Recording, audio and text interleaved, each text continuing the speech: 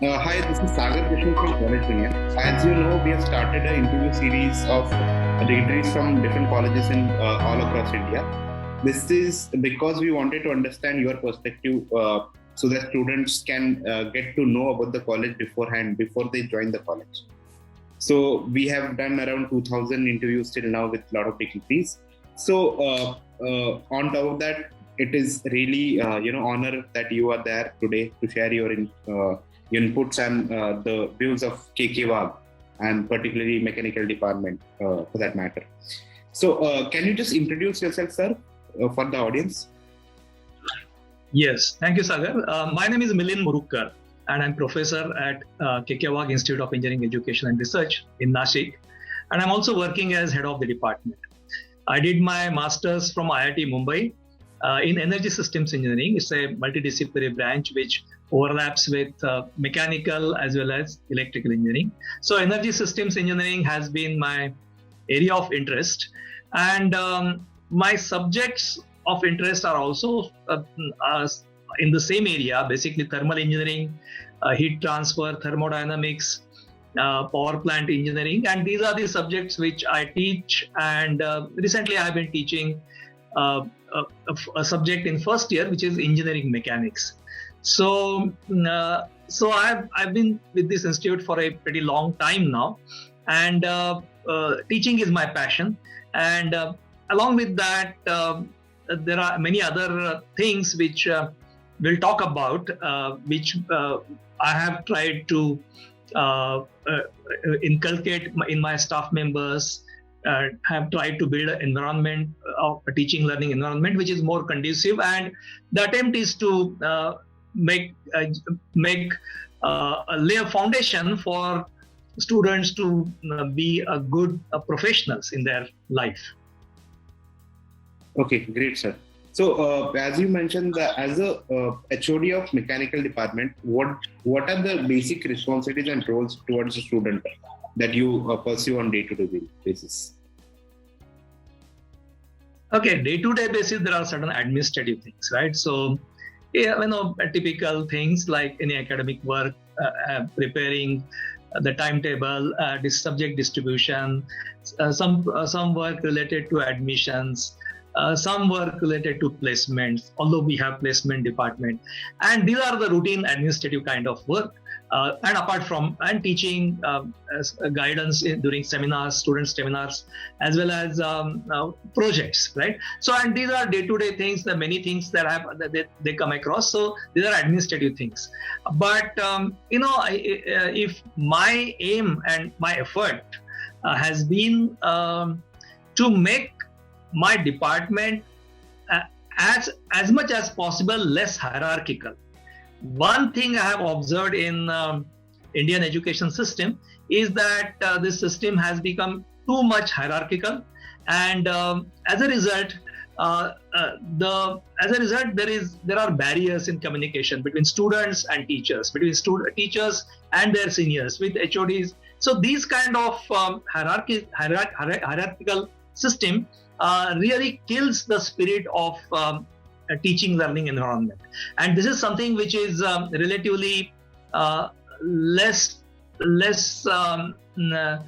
pronounced in Western countries, and that's my experience because I have traveled and I've seen higher education systems over there, and this is something which has been a striking feature, and that's my purpose. I mean, that's my and our team, not just me, but we can say our department is we find more liberal environment. Students freely interact with teachers. Teachers have more cordial relationship, and there is the effort is to encourage dialogue, to encourage accommodation of accommodating different opinions, and this is the spirit. So I think that's my emphasis. If we have this more open, which is more liberal and which open environment in any education system, the education becomes more enriching. True. I totally agree with that, and it's really nice to see that you're trying to create an open and liberal environment. So how do you tend to establish healthy relationship with student and fellow faculty? You have explained it in little bit extent in last question, But Yeah. would you like to elaborate on that? Yeah. Yes.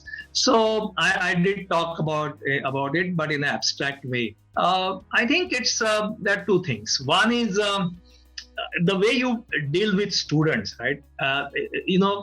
Students. This is something which students need to feel at home. They need to. When they come to you, the way you treat students. See, students are at an age which is adolescent age. I mean, not adolescent. In fact, they are in teenage, right? And they are rebellious by nature, and that's what should be. That's what that age demands, and that because that rebellious nature comes with lot of potential of creativity, and the staff members need to be told that when you interact with students, you need to understand that these are teenagers. Their behavior is going to be slightly at times, which will not adhere to strict disciplinary norms. And you need to accommodate that. You need to understand that. And once you build up that confidence, when students realize that you don't have fickle egos, you are not offended quickly, then they will also feel free to talk to you. And this is something which I try to cultivate with my own behavior with students, which staff members watch, and many others, of course. It's not that I believe in that. Our entire team believes in that. So I think, and this is something which I can say proudly about my department. And this is something which students can verify. If they talk to our past students, our present students, and they can verify that, they will feel at home. Their teachers, their interactions with teachers are more friendly. And if you see the kind of environment, for example, the various activities which are, I'm going to talk about that at length, but some of the activities where students, these are totally driven by students. Like one activity I'm particularly proud of is KK Motorsports, where students manufacture vehicles, small scale vehicles, automobiles, and they participate in various events. So this activity, for example, or another activity like Spotlight, where students inculcate their communication skills. These are entirely run by students, and they can do that because they have freedom. They can exercise their freedom. They organize the events. So there is so much freedom, and that pays a lot of dividend. So these are the ways in which this culture. This is an attempt, right? In Indian education system, we come from a different backgrounds, and educational system, if you want to really create liberal environment where questioning is permitted, it's a tough thing. But I think we have been fairly successful in creating that atmosphere in our department. Definitely. It is pretty difficult, I believe, that creating that, barrier, and it's a very thin line between being a friend and being a teacher who can be a friend. I agree. I know. So, how do you think, the industry outside the college is pretty competitive at this point.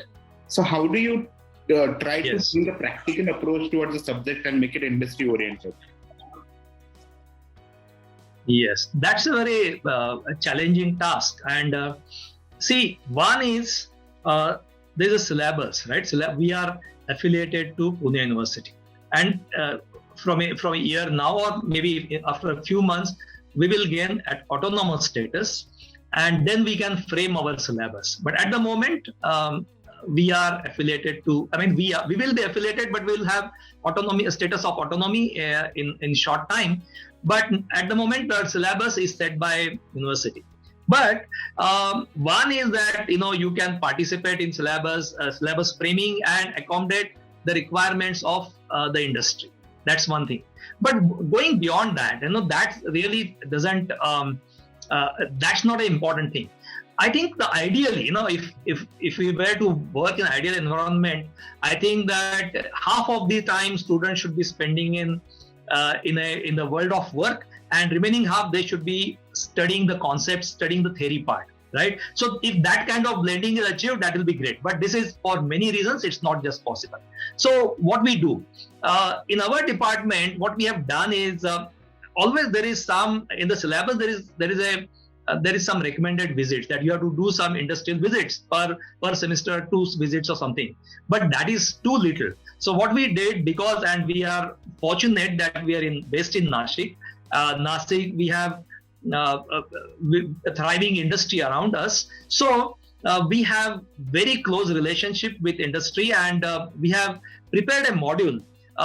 The module is such, and this is very collaborative kind of effort, which has so many prominent industrialists have contributed in that. They have committed towards that, and this we call as Disha project. And under that, students are made to visit industries in small units. Like a class would consist of 60 students, but our purpose is to expose students from a close distance to many technologies, many practices in industry. So a batch of say 16, 17 students visits frequently. In a semester, you will see that the student would have spent a whole day in at least 3 to 4 companies, right? In more than that, in fact. Okay, and these visits are planned in such a way that the company is actively involved in that, and they prepare themselves, they explain the students, and the entire day, 16 students in different departments, they spend their time there, and then they write the report, then they make presentation. This is something which we do pretty rigorously. Of course, COVID has hampered that badly, but this is something which is, and I think must be unique to our department. And because having industrial visits is a difficult thing. So there are 1 or 2 visits, entire class goes to a company or a power plant, and it's a big group. You can't really get that experience which they should be getting. But our effort has been to make very, very small group, have frequent visits, and that is what takes to now. Look at the spin-off of that. Once students interact with the people over there in company, they see the technology from close distance, many ideas trigger. There will be ideas that lead to seminars, because in third year, students have seminars. So seminar topics are automatically generated because of these visits. They are triggered, and they can, and because it comes from ground reality. So these are not the topics which have no linkage to reality. These are not the topics where the students copy it from some exotic sources like NASA and all that, which you can't relate to the reality. But here it is surrounding companies, and they see technology, and they select particular aspect of that technology, of that process, and then they work. Then they give a seminar in third year. Now, then during that time also they will, because they have already built relationship with the company, they pay many visits to company. And this also triggers the projects. Most of the projects are sponsored by the company. That means these are the projects where company is working on, and then students are given a component of that, and that becomes students' project. So this is a very strong link we have been able to achieve. This is a difficult task, because our strength is also large. But I think to a great extent we have managed it well, at least till now. Great. So I see that you mentioned that you have activities to interact with corporate world, interact with the industries around you. Yeah. That's really important. That's really great to know. So is there any other activity, other program that has been offered to students in terms of getting additional skills, like other than technical skills, like soft skills, speech skills, and all those things? Right. Okay. So there are 2 activities. There are more than 2, but I would restrict myself to 2, because herein I can demonstrate how the effectiveness of these activities, and those who are listening to my watching my video, they can cross-verify it, right? Whatever information I'm giving. There are 2 activities, and one is, I mentioned at the beginning, this is an activity, it's a club which is run by students, known as KK Motor Sports Club. Now, KK Motor Sports Club was founded now, some 12 years ago. And this was the initiative of students. Students wanted to participate in competition which is known as all-terrain vehicle competition. So wherein students come together, they fabricate a vehicle which is essentially an IC engine, reduced to small scale with different features that suit the requirement of the competition. Now, this is so these competitions are arranged at regional levels, at national levels. They are organized by SAE, Baha. So there are so many organizers, but these are very popular events. And KK Motorsports of Mechanical Engineering Department is a club which is a thriving club where students are. People will be surprised if they come to our college. They will see that late night at 2 o'clock in the morning, students will be working in the workshop. The workshop is open for 24 hours. And students, you will see that they are working on vehicles. Now, what it involves? It involves teamwork because there are students from first year to final year. This is a teamwork. Then students, look at the kind of activities they'll be doing. They'll be designing the vehicle. They will be manufacturing certain parts in the workshop. They may not be able to manufacture everything because there's a certain component they have to borrow. They have to get from professional companies. Say engine parts, some engine parts. So they will go around, talk to meet managers of different companies, request them to donate certain parts, request them to assist them in designing all such things. So they are exposed to company. Right, and then so they are frequently in touch with that. Designing this fabrication with inputs from the industry experts in the field, and they fabricate a vehicle which they test and then they compete. Right, so there are so many, and the vehicles. The competitions are very tough. So it's a small vehicle. These are sometimes you have to run those vehicles on undulating areas in rough weather. So these are the competitions are pretty tough. They are because there are so many requirements. The vehicle has to be light. It has to withstand. It has to withstand rough terrain, and safety precautions are to be in place. So there is so much. It's a demanding thing, and students work day and night, manufacture this vehicle. They conduct trials in rough weather. They simulate that, and then I'm so proud to tell you that our students have bagged competition prizes at different levels. At national level, they were selected for international level competition, which was to be held in US.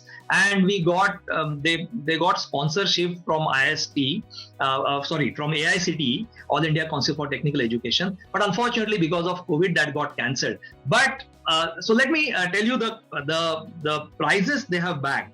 And this is something which is a matter of great pride for us, because this entire activity is driven by students. And for example, we have different names. We have Team Brahmastra. So they got prize in overall event. That means in all areas of vehicle manufacturing, and they won the first prize in that at national level. Team Nemesis won overall championship trophy in international go-kart event. And so in SAE international event, which was to be organized at Arizona State in USA, we got selected, but it didn't happen. So, and now what is the fallout of this event, right? What kind of students? You can see that the students who have participated in these activities, they get so many skills. They know how to communicate. They know how to work in team. They have technical knowledge because they are designing from first principle. So, and then hands-on experience. That makes them pretty confident. And as a result, their placement also has improved. So this is something which I would like to say, and which students can, those who listen to my video can verify. For example, let me tell you this, some of the names.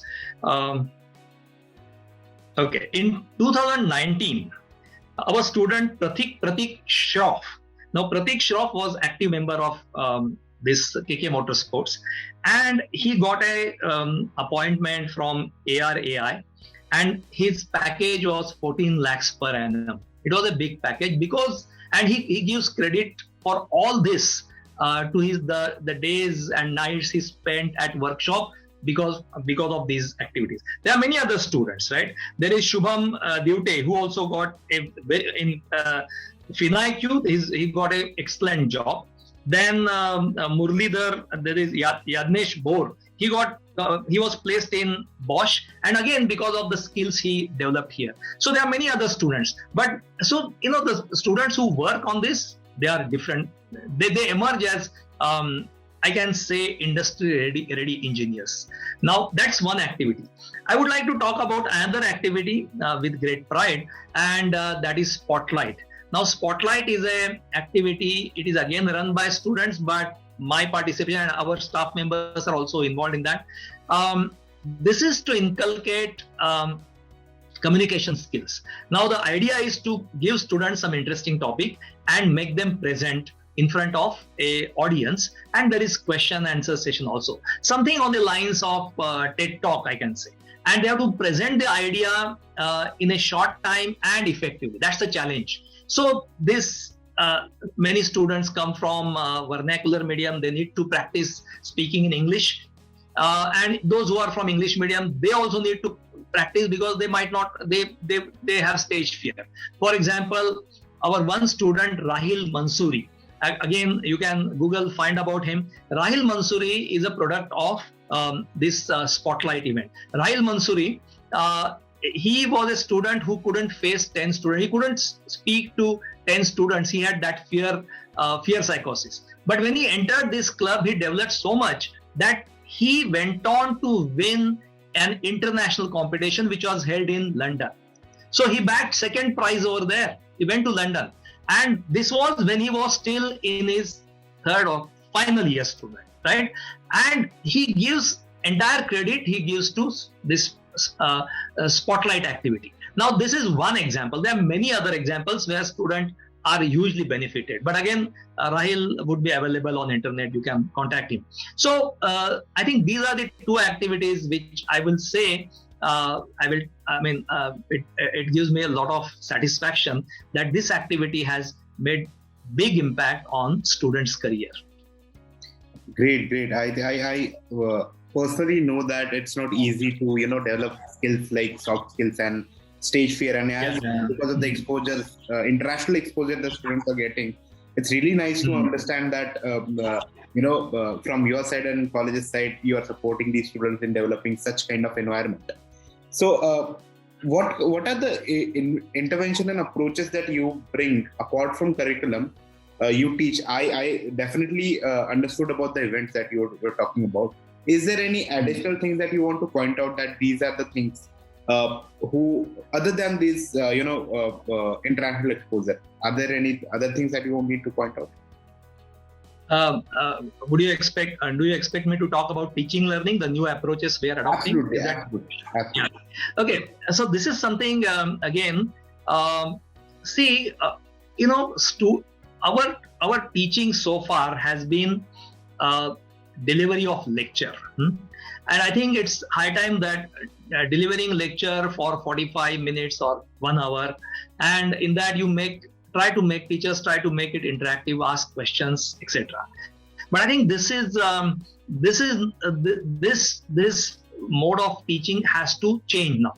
I think it has to be more interactive. Students should be constantly interacting and they should be participating. So this process has to be a two-way process, and fortunately technology has provided a solution. For example, all these years I've been teaching students, and I think I ask students questions, I try to be interactive and try to involve many students, give numericals, go to each student and try to help him or her, but it's still a class of 60.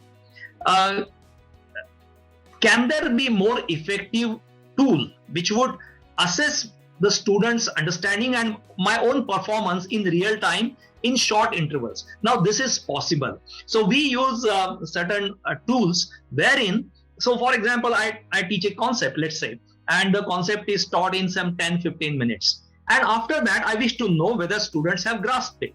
So that can be done by using their own cell phones. And for that, they don't require internet. We have a local Wi-Fi system, and they can log into that. And all this happens in. And I don't go into technical details, but I will float a question, and the question will have multiple choice. There will be, and they have to select one, but the framing will be such that will really test their understanding.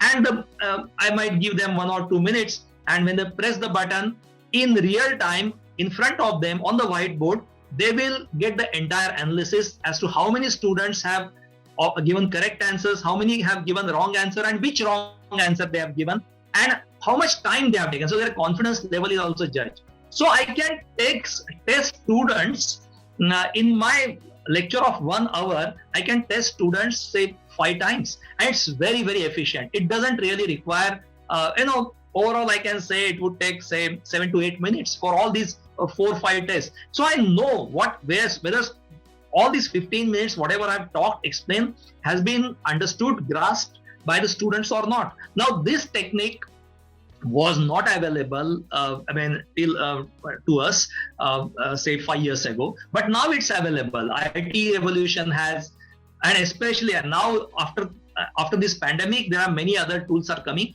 So now I think it's a time to blend online with offline, right? In the sense, online we are using all these techniques, but in the offline also you will be like we started using in offline. So it's a blending, right? We are using IT component in this way. IT component sometimes is used in a very bad way, like you projecting the entire thing on with the PPT and nothing. It's all static. But here we can evolve. We can test students, interact, talk, again interact. This kind of interactive session where you are ensuring that each student has understood my concept. See, if I have taught for 1 hour and I have all this record and I can see that's it, 15 students have not understood, they are not given the answer. So then it's my responsibility. It's a mirror to me, and I can't be satisfied that I have taught well because earlier we didn't have that. Now this is a mirror, so I have to again engage a class. I have to do something for those 15 students. Now, this kind of interactive teaching learning process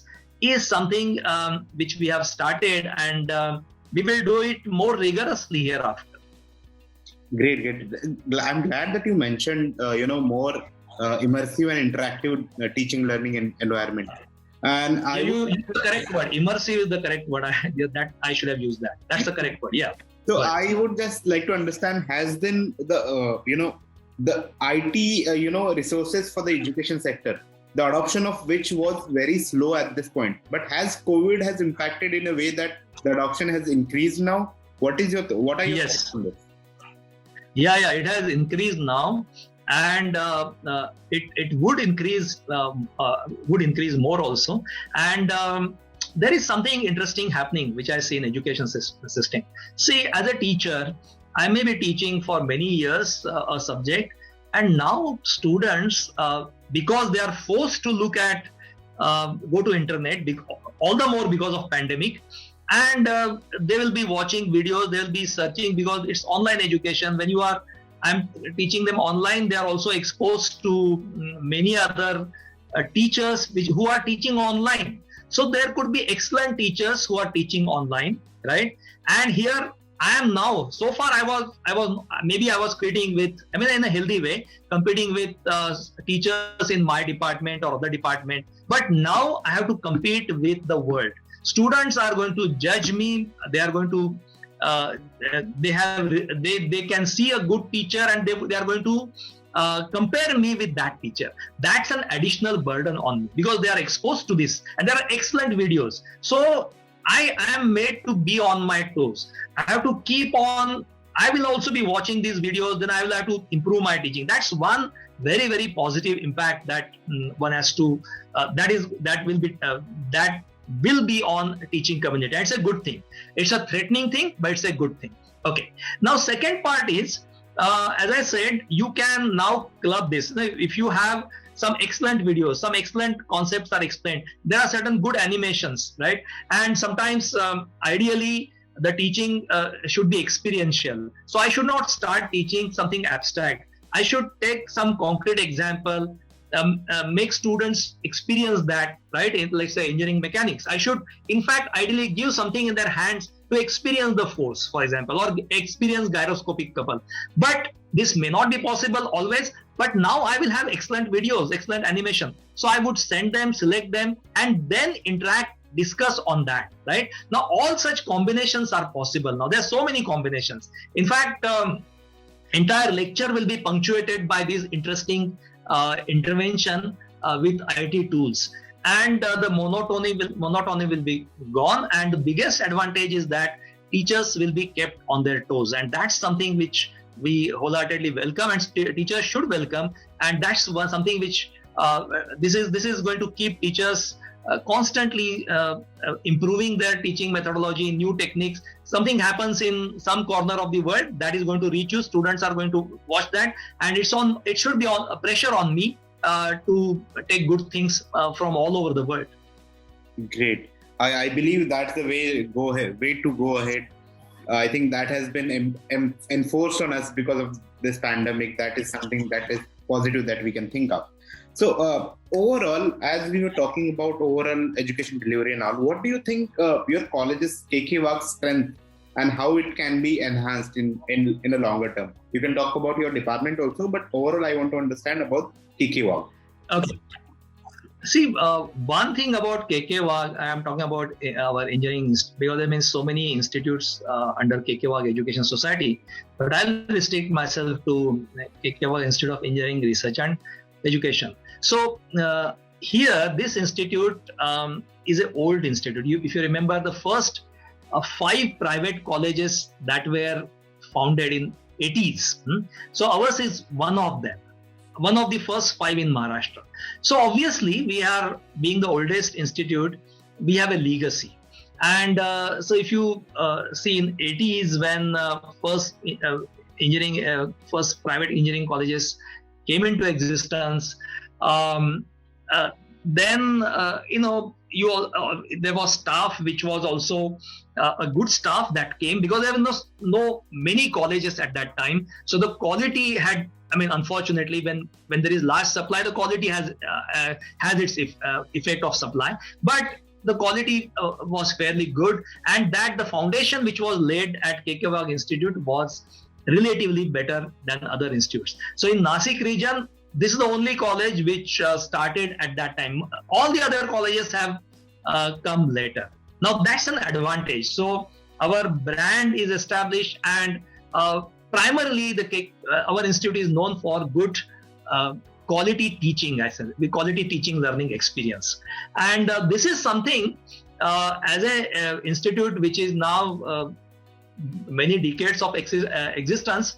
I think what we need to do is build upon this reputation, build upon this solid foundation, and then adopt, as I said, I just talked about that, accommodate new innovative teaching learning processes, new assessment processes, and especially now when we will be going, we'll be autonomous, we'll have lots of freedom. And autonomy gives you a lot of freedom, but if you don't know what to do with that freedom, the quality will degenerate. So we need to be really very creative. We need to know what exactly is like. For example, we have, there's been always this talk of industry-institute interaction, involvement of industry in syllabus framing, but all that in a university system, there were limitations to that, because a university catering to hundreds of colleges and the syllabus is framed, so there are so many pulls and pushes. So it's accommodating the inputs from industrial sector is very difficult.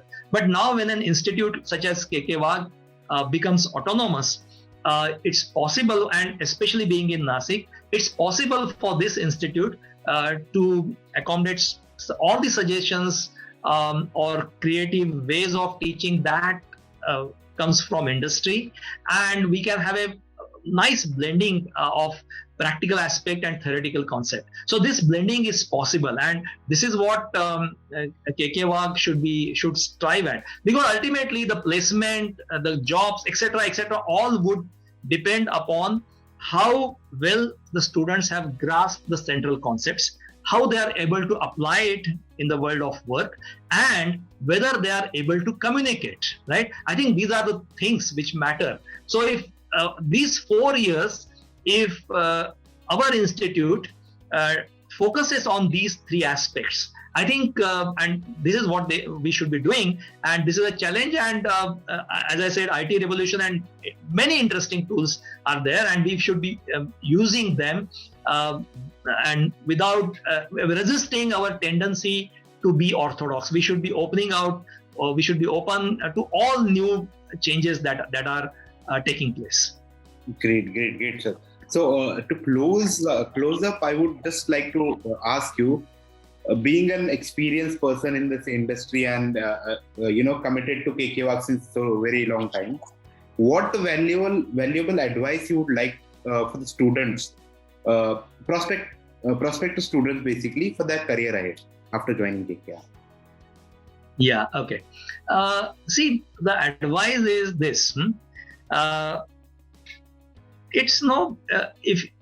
I listen to Yuval Noah Harari frequently. He's a Israeli is a professor who is known for his famous books, Homo Sapien and two other books. And he has been speaking about the technological changes which are rapidly taking place, right? IT revolution is there, artificial intelligence is coming, and the world of work is transforming itself. And in 20 years, it will be completely different thing. The change has always been there, but the change is going to be fast now. Now, we have certain syllabus. We will teach some concepts. Now, the students who undergo a course after 4 years, will he or she be applying the same concepts? One doesn't know. But because the world is changing fast. But then what matters is training your mind. If your mind is trained to think critically, to think at abstract level and to relate those abstract principles to concrete level, now that training of mind is what these 4 years should be giving to the students. So students should always be cultivating this habit of thinking critically. That means they should not they should avoid rote learning. Unfortunately, till 12th, because we want to score marks, we have this particular pattern. We have this, whether we understand concepts or not, we want to score marks. We have techniques. This is what the classes teach us. Now, this could be fine because that's the aim. But hereafter, students should strive to grasp the central concept of every subject, because grasping the central concept gives you confidence to apply them. If you don't have concept, then you will not, you don't have that confidence. Moreover, that understanding the concept, getting at an abstract level, will train your mind, and that matters a lot. Once you grasp these abstract concepts of engineering, which is basically a science, right? Some branch of science. So if you do that, have that habit, test it rigorously, then the kind of engineers you will be you will have tremendous potential. Then you may or may not use the same concepts, right? You may be, because see, a mechanical engineering students, I teach him thermodynamics, but he might be doing something else. He could be on shop floor managing people and material, right? But that's my belief and that's my experience. If he has understood the concept, he has made efforts to that, understand the concept of any subject, his mind is trained and he's more flexible. He can see the things. He can see the things beyond the obvious. And this kind of training of critical thinking is what should happen in these 4 years. So my advice to students, actually it sounds idealistic, but my advice is that they should enjoy engineering, meaning they should focus on understanding the central concepts and try to apply them whenever the opportunity arises. And then they will enjoy this course. Great, sir. Great. I think that is a very sound and to the crisp advice in terms of engineering education currently right now. So really nice to know all the thoughts about you, about the courses and college and overall education industry. It was an honor, sir, to interact with you. Thank you for having me.